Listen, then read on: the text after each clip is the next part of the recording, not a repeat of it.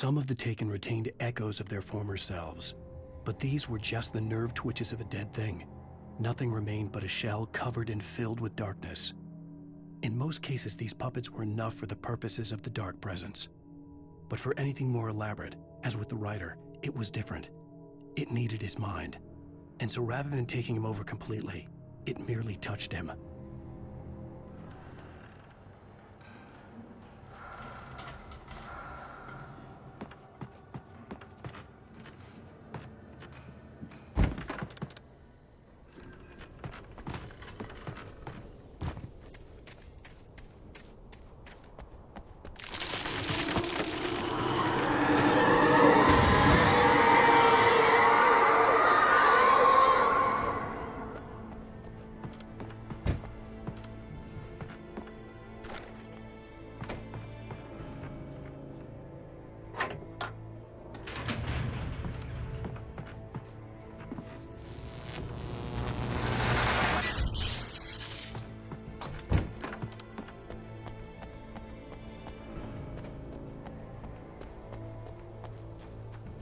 There was no way the flashbang grenades were standard power company equipment.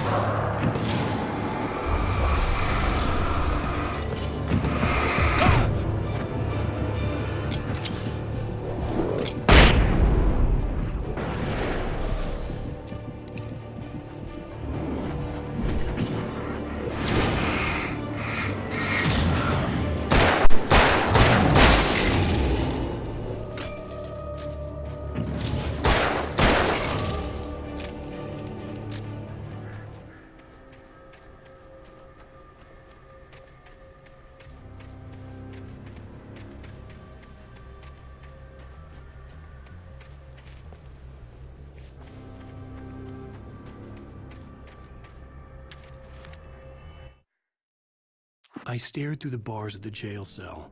Barry stood behind me, swaying on his feet, looking as ill as I felt. Agent Nightingale stood on the other side of the bars with Sheriff Breaker. Nightingale had a stack of manuscript pages in his hand. He seemed unhinged as he gloated. "Well, I've got you now, Raymond Chandler. It's all here, all the evidence, including conspiracy to murder a federal agent."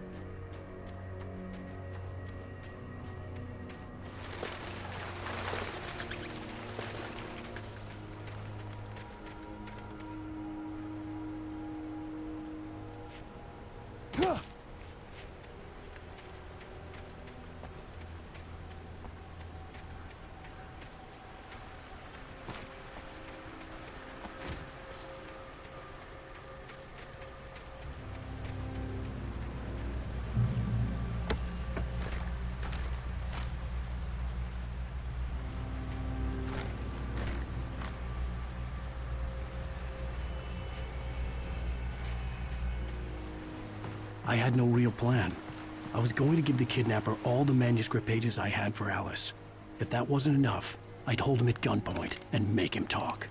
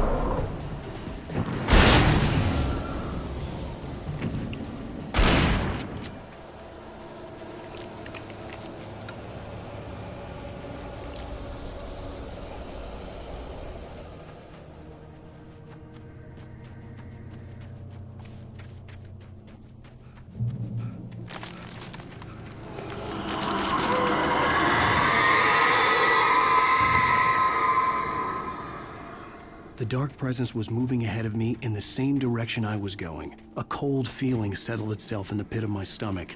Was it going for Alice?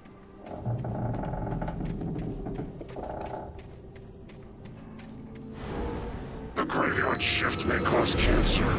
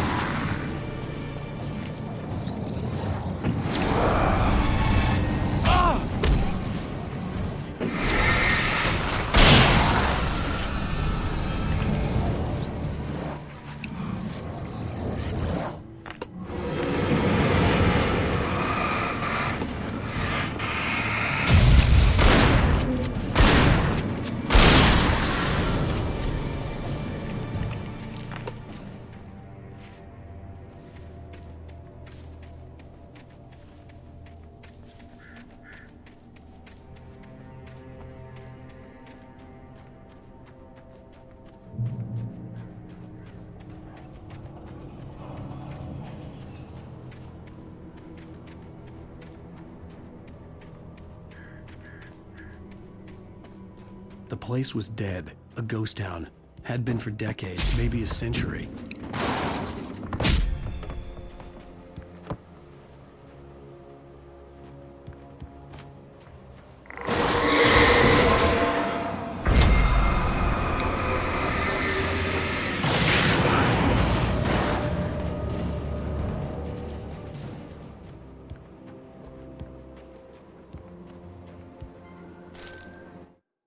Things were never as simple in real life as in fiction. I had lost count of the times I had wished there'd be a clear reason for my writer's block. Something to fight, something to lash out on. There wasn't. I was filled with doubt. I was nothing like the hero in my books. Alex Casey had gone through his life with single-minded determination, never wavering from his goal. Even now, I was angry at myself, angry at Alice, angry at Barry. I was fumbling and I had no plan.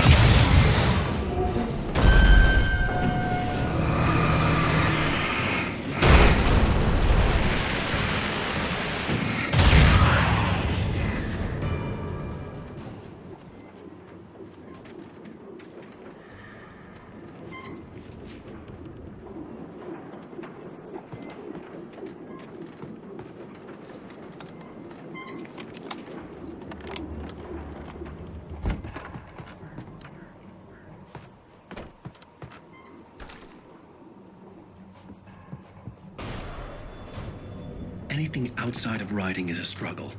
I feel ill. I manage to make my way downstairs. There's a shoebox filled with books and papers by Thomas Zane. It's very hard to focus, but I managed to read some of it. He's a poet, and a good one. He writes of muses and creators summoning fabulous things from a magic lake, using his powers to shape the world of a realm of gods and dreams and demons, dark things that wait for a chance to slip through, wearing the flesh of men as disguise. Zane writes about himself, his girlfriend being taken over by a dark presence, about growing scared of the lake. Zane believes it's a mirror to the gaping void of darkness above, where some Lovecraftian presence lurks. I crawl back upstairs. I'll borrow these things for my story. They ring true. They fit.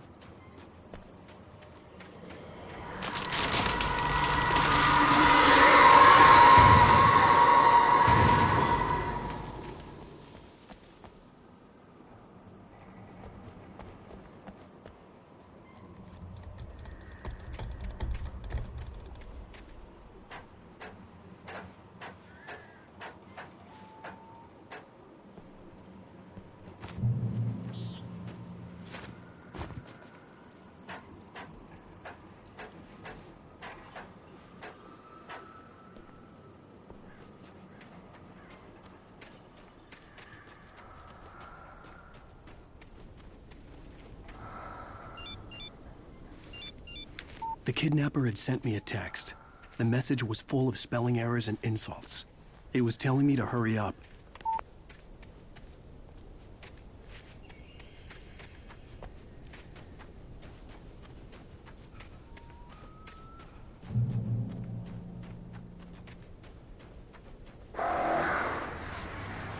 Birds.